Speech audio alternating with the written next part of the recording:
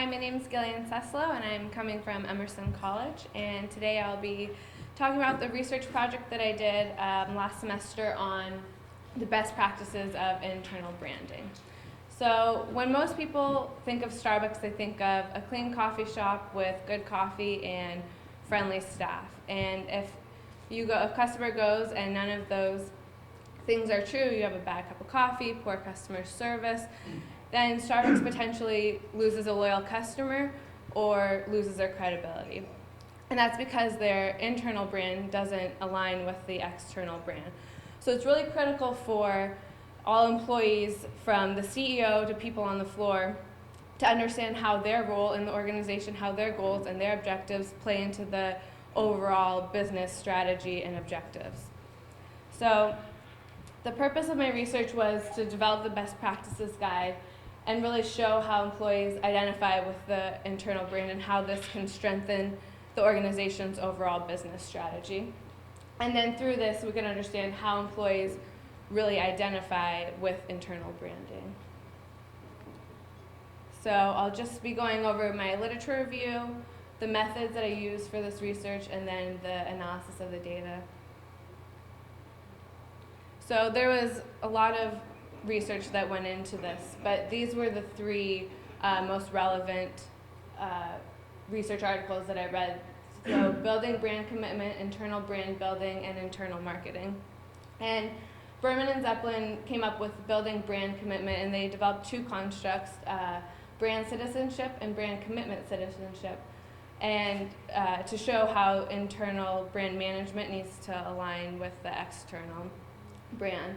And so living the brand is really having your employees feel connected to the brand and want to move the organization's mission along through their role in the company. And then brand commitment citizenship is the psychological process behind how employees, it leads to the decisions to move this brand along through their beliefs and values.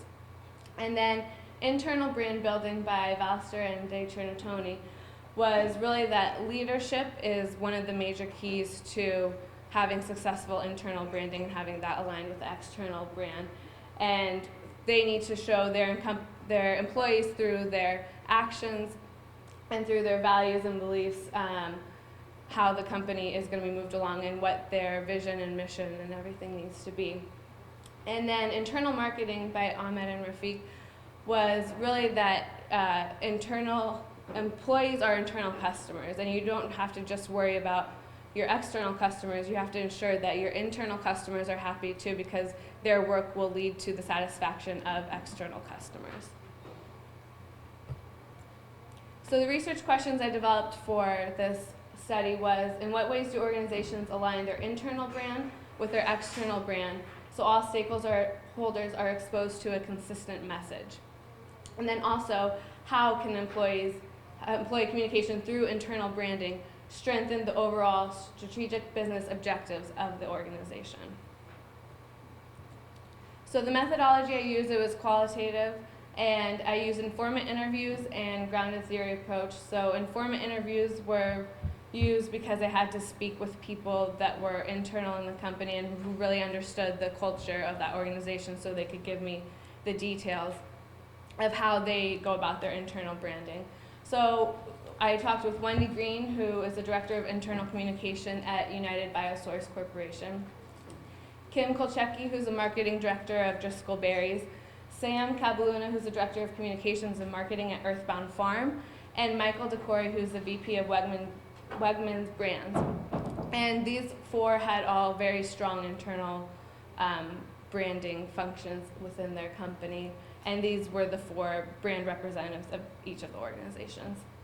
And then through the grounded theory approach, I took the information that was used through the interviews and then did coding and then came up with themes, the overlapping themes, which led to my findings, which were that integrating new employees with the brand, employees acting as ambassadors, and leadership were really the three main concepts that need to be used and employed by companies to have a strong internal brand.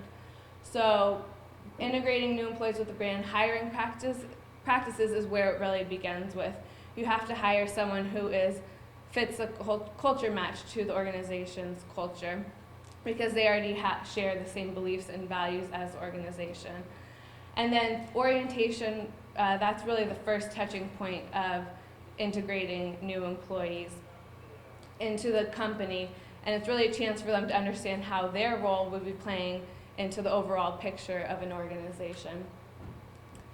And then employees as ambassadors representing the brand, it's really having the employees understand that they are the touching point for the organization. Whether they're at a family function, at a social gathering, they're representing the brand. So they have the opportunity to speak highly of it or speak poorly of your organization. So you really want to make sure that the employees are speaking highly of your brand. So you want them to enjoy what they're working, understand what they're doing in your company, and really representing it as a good company. And then living the brand is having employees understand how they're moving the mission of the company forward, how their job is moving the business strategy of the organization. And then leadership was really the largest theme that I found through the research. All of the people that I interviewed agreed that if the leaders in the organization, top management, if they're not following the vision and the mission and the rules that they want their employees to live by, then their employees won't follow it either. They really need to lead by example. So, with the conclusion, the purpose was to develop the best practices guide of internal branding, and that can really, internal branding can be done through integrating new employees, having employees act as ambassadors for the company, and through leadership in the company. So, thank you very much.